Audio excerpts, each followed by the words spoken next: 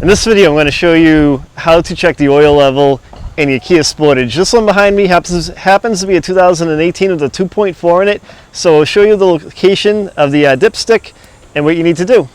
But before I get started on this, remember, if you like the video, give it a thumbs up. It'd help us a ton. Don't forget to subscribe to the channel. You don't want to miss out on anything.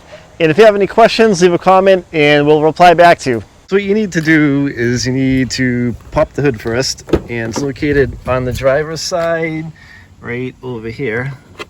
Just pull the hood release and let's go to the front. So the hood latch is in the front right here. Let's lift it up. There's a hood prop.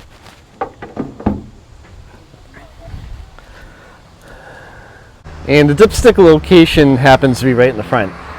So you can pull up and out of the tube. Sure you have, paper napkin or oil rag that you typically would use. You want to wipe the oil off, and you'll see right here there's a couple notches. You want to make sure that the oil level is between those notches.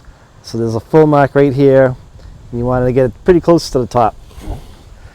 So to take a reading, you want to put the dipstick back in the tube, press down on it, pull up, and we're pretty much right on the money with this one. You can see it's right there, pretty close to the notch on the full mark.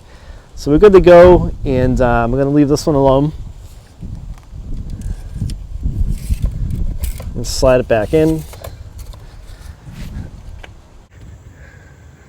So if you had to add some oil, where to fill it up is right here. You'll see it says the owner's manual. This takes it takes 5 W20. So the oil fill is right here. Just loosen the cap if you had to add some in. Take it off, get yourself a funnel, put the funnel in place. If it's one of those smaller funnels, it's nice because it'll sit right in here. Make sure the funnel is clean and add like a little bit of oil at a time. Keep taking a reading. You'll start off with a quart of oil. If you need to bring the level up a little bit, add a little at a time. So it's easier to add a little than to try to take some back out of the motor, because that's a pain. So just go in small increments and you should be okay. So that's all there really is to it. It's not too hard to do. It's pretty simple. But hey, let's face it, not everybody is used to working around cars. So I kind of wanted to give you a heads up, show you what was involved and what you needed to do.